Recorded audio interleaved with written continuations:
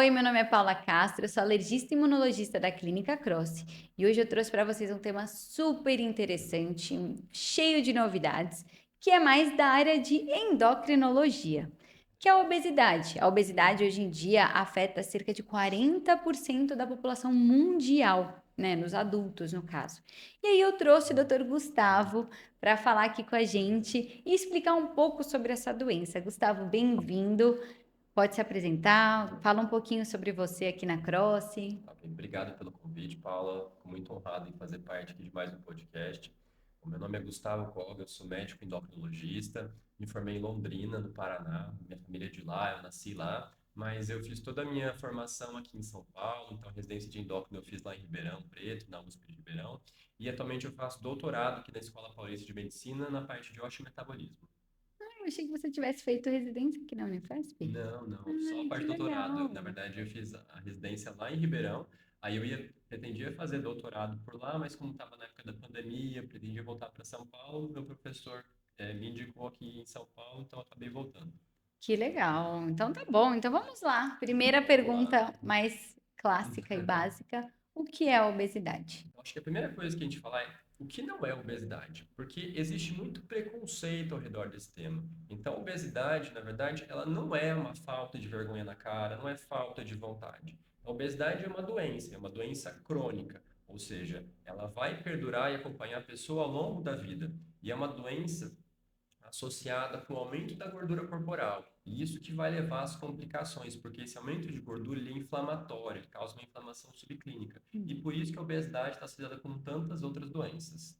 Entendi. E a gente estava até falando aqui antes do episódio, né, sobre o padrão de estética atual, né, e acaba realmente tendo muito preconceito, né, quanto à obesidade, sobre obesidade. Exatamente, acho que esse preconceito é tanto da sociedade, porque as pessoas têm esse preconceito com pessoas acima do peso, acho que tem esse culto à magreza, né? Mas também existe um pouco de preconceito dos próprios médicos, né? De não, às vezes, falam assim, acho que tratar a obesidade é só, você precisa perder peso, então dá um tapinha nas costas e tchau, né? Não, então não Uhum. é bem assim, acho que precisa orientar o paciente o que deve ser feito, às vezes avaliar um tratamento medicamentoso, ou discutir cirurgia bariátrica, mas Uhum. existe também esse preconceito ainda na parte médica.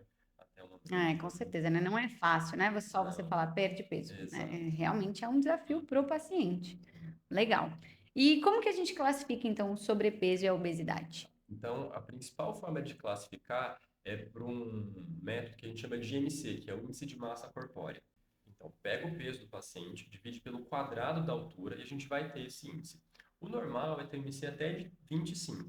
Entre 25 e 30, a gente tem aquela faixa que a gente chama de sobrepeso. E acima de 30 é considerado obesidade. A grande questão é que o IMC tem alguns problemas, né? Tem alguns viés. Por exemplo, o IMC ele não consegue diferenciar o que é massa magra e o que é gordura. Por exemplo, eu tenho dois pacientes. Um paciente que ele está acima do peso, mas ele tem um aumento da gordura corporal, né? A gente vê que tem muita gordura abdominal, mas tem aquele outro paciente que é aquelas pessoas que treinam muito, fazem muita musculação, aqueles bodybuilders, que vai ter um IMC elevado. Porque Só são que pesados por conta do músculo, exatamente, é mas isso? eles têm muita massa muscular, então o Tá. IMC ele não consegue diferenciar esses dois perfis de pacientes. Então, por isso que a gente utiliza outros parâmetros para poder avaliar melhor o que é obesidade ou não. Porque senão eu vou pegar esse paciente, tem muita massa muscular, querer tratar e na verdade não precisa, né? Então, a gente tem que tentar ver aquele paciente, identificar aquelas pessoas que têm um aumento da gordura corporal. Então, por isso que uma medida, às vezes, por exemplo, da circunferência abdominal pode ajudar, uma medida da cintura.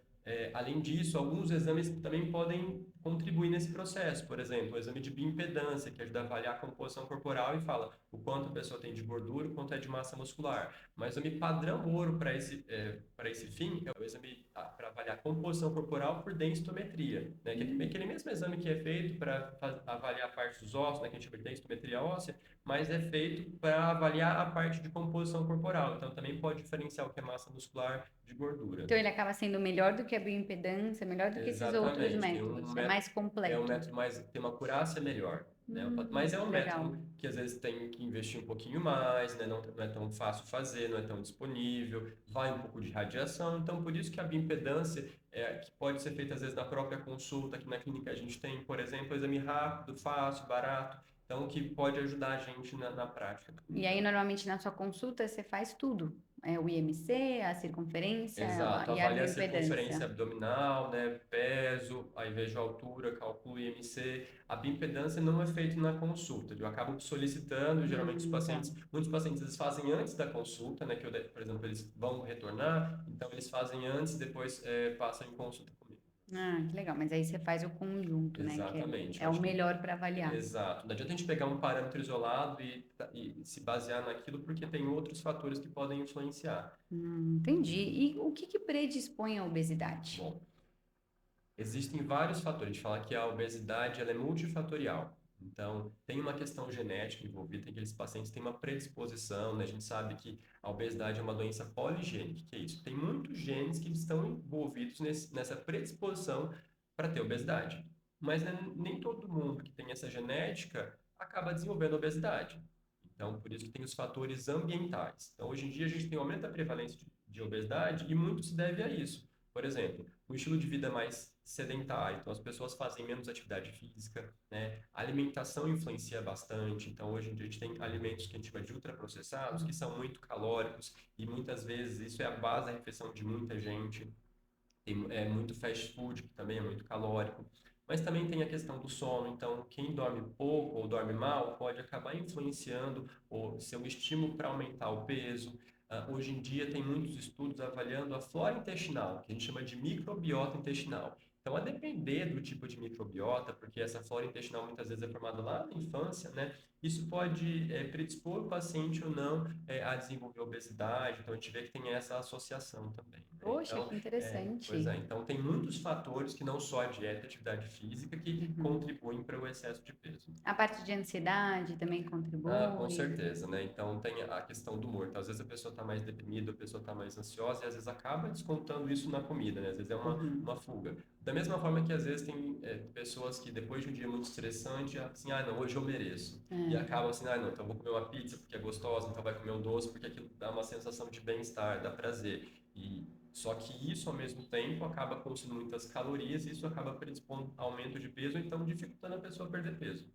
E o tempo de tela, Gustavo? Isso também está É, influenciando. com certeza, porque isso é muito importante para as crianças, mas no adulto também, né? Então, na criança, quando ela tem um quadro de obesidade, uma das formas de tratar é restringir esse tempo de tela para no máximo 2 horas por dia. E no adulto também tem essa questão também é importante, porque se a pessoa ela fica muito no celular, ou então ela fica muito na TV, no computador, ela acaba tendo menos tempo para fazer outras coisas, para fazer atividade física, e isso às vezes acaba contribuindo para o sedentarismo, né? Então, o tempo Então é de tela também é mais importante. por conta do sedentarismo, né? Exatamente. Tá, entendi. E, bom, quais são as consequências da obesidade? Acho que a gente já ouviu muito, né? Os pacientes já ouvem muito sobre obesidade, mas vamos falar certinho assim, quais são as consequências reais da obesidade? Então, tá certo. Bom, vamos lembrar que a obesidade, como eu disse, é uma doença que causa uma inflamação. Não é uma Uhum. inflamação tão importante, mas ela gera um quadro de inflamação subclínica. Isso a gente pode ver, por exemplo, no exame que é o PCR um pouquinho mais aumentado, né? Que é um marcador inflamatório. E por causa dessa inflamação subclínica, ela está associada com uma série de outros problemas de saúde. Então, principalmente problemas metabólicos. Então, a obesidade aumenta o risco de desenvolver diabetes, problemas de colesterol, pressão alta, né, gordura no fígado. Mas também pode aumentar o risco de câncer. Então, está associado com 13 tipos diferentes de câncer, por exemplo, câncer de mama, câncer de Nossa, próstata em homem. Exatamente. Então, às vezes, o excesso de peso é um fator de risco. E a pessoa perder peso também diminui esse risco. Além disso, tem a questão do risco cardiovascular, né? Então, o que é o risco cardiovascular? É o risco da pessoa desenvolver ou um infarto, um derrame ao longo dos próximos anos. Então, o excesso de peso também está associado com doenças do coração, como um infarto, né? Insuficiência cardíaca.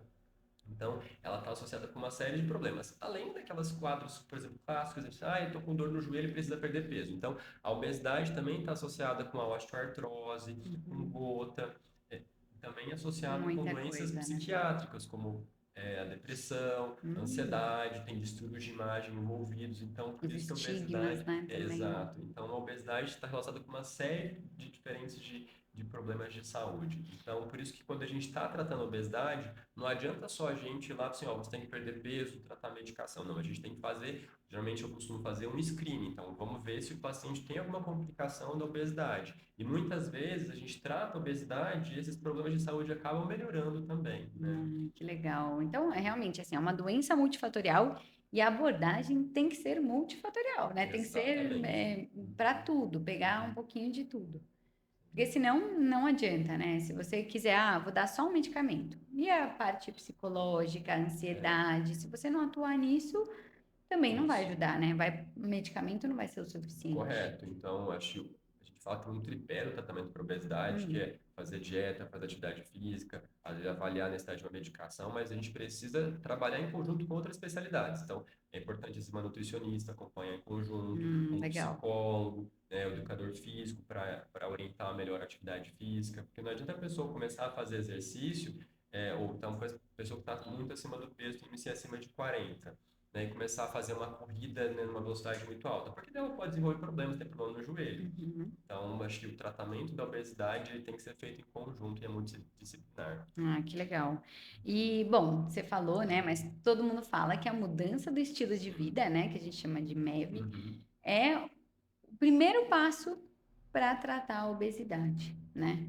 E o que que é isso? O que que é essa mudança do estilo de Uhum. vida? Tá.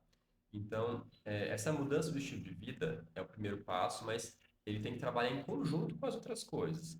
Porque quando a gente associa a mudança de estilo de vida junto com a medicação, a perda de peso é maior. A mudança de vida sozinha gera uma perda muito discreta do peso, né? Então, por isso que muitos pacientes falam assim, eu comecei a fazer dieta, estou fazendo atividade física e não consigo perder peso. Então, isso às vezes pode acontecer, mas é a base desse processo. Então, a pessoa, qual que é a mudança de estilo de vida? O que ela precisa fazer? Então, o primeiro ponto é melhorar a alimentação. Então, a dieta é fundamental. A gente fala para perder peso, ela precisa fazer uma restrição calórica, ou seja, ela tem que diminuir a quantidade de calorias que ela ingere. Da mesma forma, ela precisa melhorar a qualidade da alimentação, Uhum. né? Então, ela precisa comer mais verdura, legumes, salada, fruta, porque isso tem fibra, isso ajuda a dar saciedade, também é fonte de vitaminas e minerais. Ela precisa ter um aporte proteico adequado, porque senão ela pode perder peso e ela perde massa muscular junto se ela não tiver uma ingesta adequada de proteínas. Ao mesmo tempo, eu tenho que ter uma quantidade adequada dos macronutrientes, porque se eu tiver uma restrição muito importante, por exemplo, de carboidratos, eu posso ter problemas depois. A pessoa pode se sentir fraca, por exemplo, quando ela vai fazer alguma atividade do dia a dia. Então, por isso que a dieta é um desses fatores que a gente orienta. E é basicamente um equilíbrio entre vários alimentos, né? Não Exatamente. é que você vai restringir todos os carboidratos. Na verdade, Não, você vai fazer quantidades certas de cada alimento. exatamente, né? Você tem que ter a quantidade adequada de cada macronutriente, porque senão isso pode trazer problemas. Além disso, nessa modificação do estilo de vida, entra a necessidade de uma atividade física. E o Uhum. ideal é que a pessoa pratique aí, pelo menos uns 200 minutos por semana de uma atividade física moderada.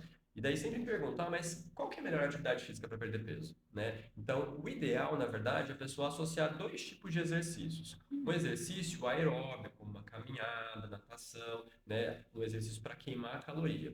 Só que se a pessoa só fizer o exercício aeróbico, ela pode perder massa muscular. Então, por isso que a gente pede para associar com o exercício aeróbico um exercício para fazer um fortalecimento muscular, um exercício de resistência, como treino de musculação. Então, o ideal é associar esses dois Entendi. tipos. Além disso, é muito importante a questão do sono, né? Então, o ideal é que a pessoa durma de 7 a 8 horas por noite, porque se ela dorme mal, dorme pouco, de uma maneira indireta, ela pode acabar descontando na alimentação. Sem contar controlar a ansiedade, estresse. Então, tudo isso a gente fala que é a modificação do estilo de vida. E você falou, né, que a dieta e o exercício físico às vezes não tem uma perda de peso tão efetiva. Existe Uhum. uma porcentagem de quanto que seria possível só fazendo a dieta e o exercício Em físico? média, perde aí até uns 5% do peso. O É, que que pouquinho. acontece muitas vezes? A pessoa ela começa a fazer atividade física, então ela tem um gasto energético maior. E existe um aumento compensatório do apetite. Então, se ela não controla bem a dieta, é por isso que ela não consegue perder peso. Mas, em média, aí, os pacientes com dieta e atividade física pode perder até uns 5% do peso. Claro que tem muitos pacientes que são mais regrados, conseguem perder mais, né? Mas, em média, Mais ou geralmente é menos isso. isso. Uhum. Tá. E hoje a gente tem muitas medicações para ajudar na obesidade que até anos atrás a gente não tinha tanta opção, né? Uhum. Ou tinham muitos efeitos colaterais, né? Não eram tão boas assim, Uhum. não faziam perder tanto peso assim. Me conta um pouquinho sobre essas novas medicações que a gente Tá. tem. Então vamos lá. Até 2020, a gente realmente tinha poucas medicações disponíveis. Era basicamente a sibutramina, o Orlistat e tinha uma medicação, uma injeção nova de uso diário, que era a liraglutida, Tá. né? E realmente essas medicações perdiam em torno de 5 a 10% do peso. Mas atualmente tem se lançado medicações novas no mercado, tem revolucionado o tratamento da obesidade, que elas perdem aí 10, 15, 20% do peso, que são duas medicações principais, né, que são as famosas canetinhas. Uma é a semaglutida e Uhum. outra é a tirzepatida. Qual que é a diferença entre elas? Então, as duas são injeções de uso semanal, então aplica uma vez por semana. A semaglutida, a gente fala que é um análogo de um hormônio que a gente chama de GLP-1, que é um hormônio que é produzido no intestino, mas ele age em várias regiões cerebrais e vai ali tentar reduzir um pouco, dar mais saciedade, né? Uhum. Então, a pessoa ela vai comer um pouquinho, mas ela vai se sentir saciada, então ela consegue comer uma quantidade menor. Já a tirzepatida, ela também atua nesse hormônio que é o GLP-1, mas ela atua em outro hormônio que é o GIP. Então, por esse efeito duplo, ela é um pouco mais potente que a semaglutida. Em média, né, os estudos eles mostram que a semaglutida, os pacientes perdem em torno de 13, 15% do peso. Isso na dose máxima de 2,4 miligramas. Já os estudos da tirzepatida, os pacientes perdem, em média, 20% do peso, com a dose máxima de 15 miligramas, né? Então, por isso a gente fala que é Bastante. exatamente, bastante. Então, é uma perda de peso que já começa a se aproximar da perda que os pacientes perdem com a cirurgia bariátrica. Então, por isso que a gente fala que essas medicações realmente revolucionaram o tratamento da obesidade. E essas medicações, elas foram desenvolvidas para a obesidade? Tá. Na verdade, não, né? Então, quando elas foram desenvolvidas e lançadas no mercado, elas eram para o tratamento de diabetes. Só que quando foram avaliar os estudos de segurança e de eficácia, viam que esses pacientes perdiam muito peso e daí começaram a investigar para o tratamento de obesidade. Tanto que, por exemplo, a semaglutida, inicialmente, ela foi lançada aqui no Brasil, para o tratamento de diabetes, a gente tem um nome comercial, né? E a dose é até 1 miligrama. Só que quando a gente vai usar ela para o tratamento de obesidade, que teve uma aprovação posterior, a dose é um pouco mais alta, a gente tem que chegar de 2,4 miligramas, né? A mesma coisa da tirzepatida. Para o diabetes, uma dose aí de 2,5, 5 miligramas é capaz de controlar bem essa doença. Já para perda de peso, a gente precisa de doses maiores, pode chegar até 15 miligramas. E, Gustavo, como essa medicação foi desenvolvida para diabetes, existe risco das pessoas desenvolverem mais hipoglicemias, por exemplo? Então, essas medicações são muito seguras, tá? Quando usadas de uma maneira isolada, elas não vão causar hipoglicemia, porque o efeito que elas fazem no organismo, tudo bem, elas vão aumentar um pouco a produção de insulina, mas isso vai acontecer após algum estímulo alimentar. Então, a pessoa se alimenta, aí é liberado esses hormônios e daí vai estimular a produção de insulina. Então, por isso que essas medicações têm esse risco baixo de causar hipoglicemia. No entanto, quando a gente está falando do tratamento de diabetes, às vezes os pacientes utilizam múltiplas medicações, aí sim tem risco de causar hipoglicemia. Mas para as pessoas que não têm diabetes, então é muito seguro utilizar, então não vai causar hipoglicemia. Podem ficar tranquilo que não tem diabetes, né? E que não tem problema usar essa medicação. E tem algum efeito colateral? Desculpa. Sim, elas Tem. têm efeitos colaterais, principalmente efeitos da parte gastrointestinal, ou seja, podem aumentar o risco de náusea, vômitos. Tem gente que pode ter um pouco de diarreia, tem gente que pode ficar um pouco mais ressecado, tem um quadro de constipação, então depende muito da pessoa. Mas em geral esses efeitos eles são transitórios, ou seja, eles melhoram ao longo do tempo. Eles são mais comuns no início do tratamento ou na hora que aumenta a dose, né? Ou então tem muita relação com a alimentação do paciente. Se a pessoa come coisa muito gordurosa, fritura, aqueles molhos que são mais gordurosos, então, em geral, elas tendem a passar mal, né? Então, os pacientes, eles sabem quando o que eles comeram, o que que foi que fez eles passarem mal, porque tem Ah, essa então eles relação. chegam falando já. Exatamente. Assim, doutor, eu pergunto, né? Teve algum efeito colateral? Assim, olha, tal dia eu tive, mas porque no dia anterior eu comi tal coisa. Então, eles conseguem identificar. Ah, entendi. Então, de cuidados assim que a gente tem que ter com a medicação, não tem nenhum cuidado a mais, assim. É só reportar esses sintomas que eles estão sentindo, tudo isso. Acho que antes de iniciar a medicação, a gente sempre tem que avaliar se não tem contraindicação, né? Ah, sim. Então, tem alguns pacientes que não podem utilizar. Em bula, são aqueles pacientes que já tiveram pancreatite, ou então tem um câncer de tireoide muito específico, que é o carcinoma medular de tireoide. Por que disso? Porque estudos em ratos observaram que as medicações poderiam aumentar o risco desse carcinoma medular. Mas em estudos em humanos não foi observada essa associação. Mesmo assim, em bula consta isso daí, então por isso que a gente evita. Da mesma forma, muita gente fica preocupada em relação ao pâncreas. Ah, mas essas medicações não fazem mal ao pâncreas? E isso veio por causa dessa preocupação com a pancreatite, né? Foi observado em um outro estudo isolado, mas quando foram avaliar melhor, não houve aumento de pancreatite com o uso dessas medicações nos estudos. Então, por isso que a gente fala que é muito seguro utilizar. Mas consta em bula. Então, aquelas pessoas que já tiveram pancreatite previamente não devem utilizar esses remédios.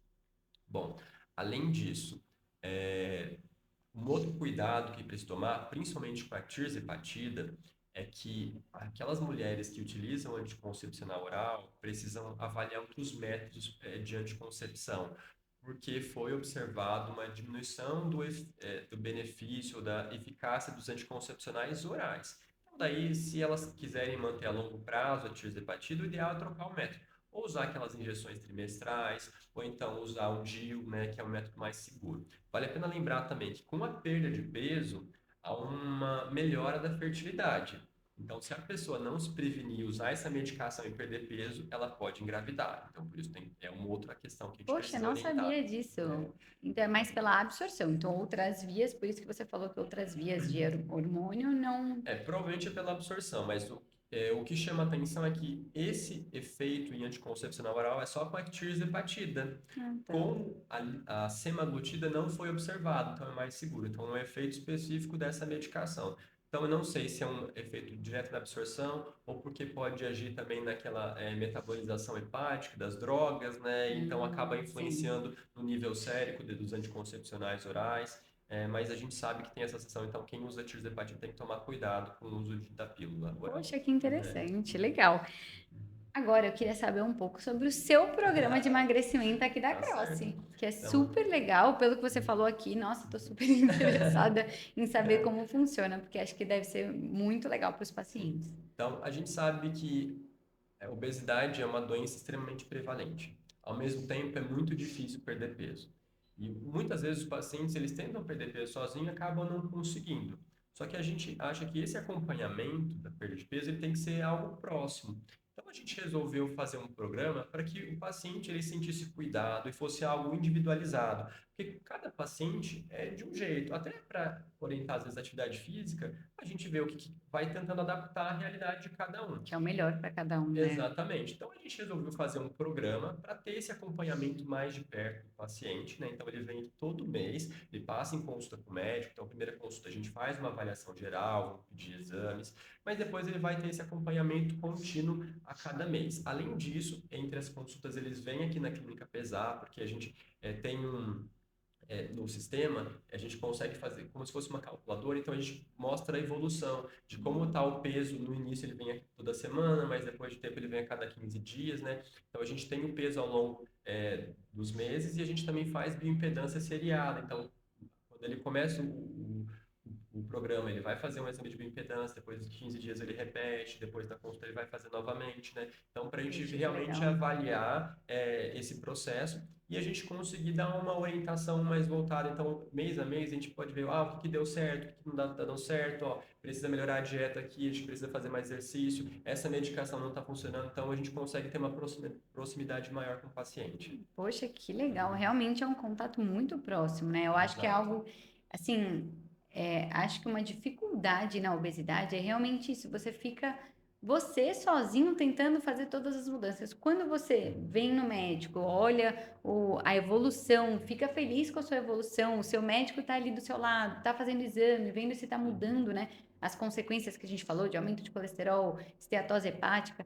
Acho que isso é muito legal, ter essa proximidade com o médico e fazer certinho, né? Que eu acho que é algo, não vai fazer, dieta e exercício físico e aí vai para casa. Não, Você faz. exatamente. Na verdade, o objetivo Você. do programa e nas consultas é justamente orientar. Você precisa fazer dieta. Então, como é que vai fazer como é que você pode melhorar a alimentação? Então, vamos reavaliar a sua dieta, vamos ver o que dá para melhorar, onde está errando.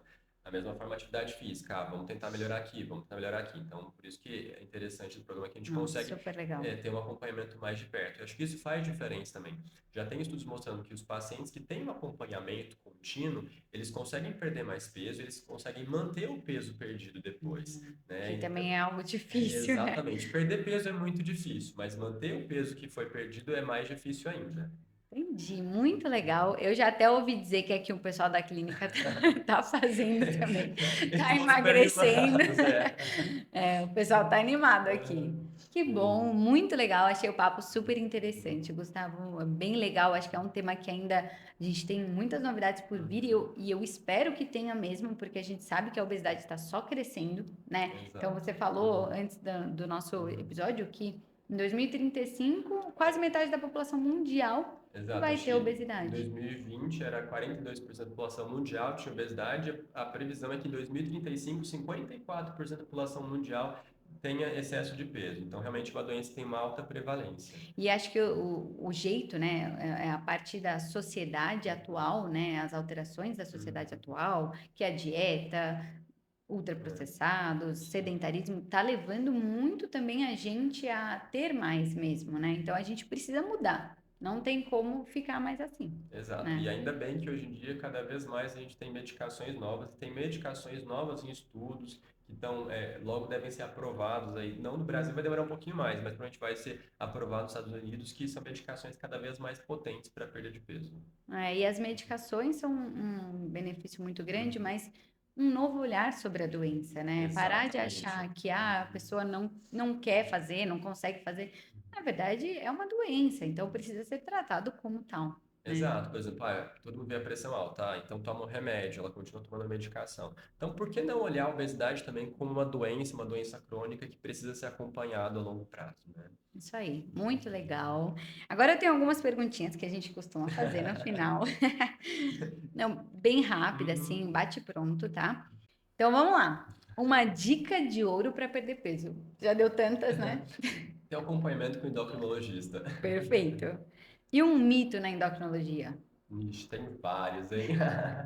Bom, acho que eu vou puxar agora a sardinha para a parte do osteometabolismo e fugir um pouquinho da obesidade, mas leite não é inflamatório.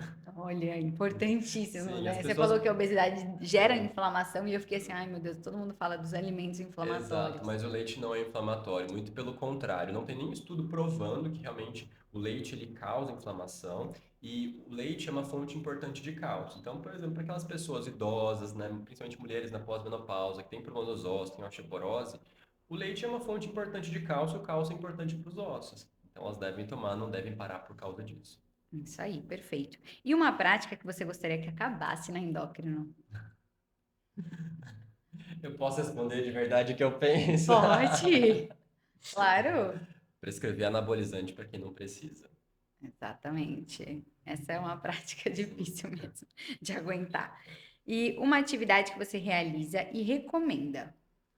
Bom, eu gosto de fazer atividade física, mas muitas vezes eu sou obrigado para poder comer um pouquinho mais depois. Mas eu adoro ir para o parque final de semana fazer, correr um pouquinho. Então, Ai, que às vezes a gostoso. dica que eu dou é para aquelas pessoas que às vezes têm dificuldade de fazer atividade física, de encaixar na rotina durante a semana, final de semana tá um pouquinho mais tranquilo, vamos para o parque, sair um pouco de casa e fazer um pouco mais de exercício, porque nem só é importante para a questão do peso, mas tem outros benefícios da atividade física. Então, pratiquem Ainda atividade mais ao física. ar livre, né? No parque, Exatamente. num Toma dia sol, bonito, sol. exato. Tá puxando de novo a sardinha para Para vitamina vitamina D, D. é. E se você não fosse médico, você seria? Boa pergunta, hein? Quando eu era criança, eu queria ser aviador, né?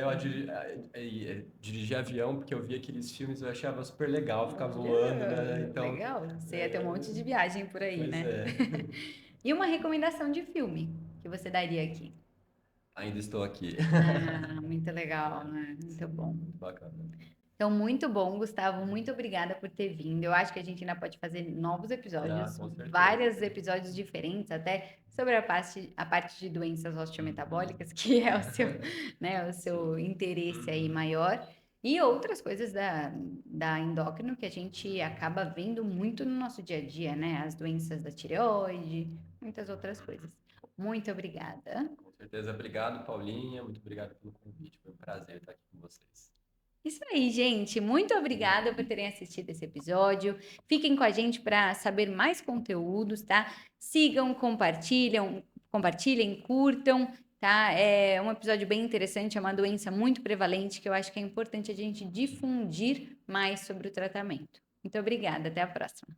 Tchau, tchau, gente. Até mais. Esse podcast tem caráter exclusivamente educativo e informativo.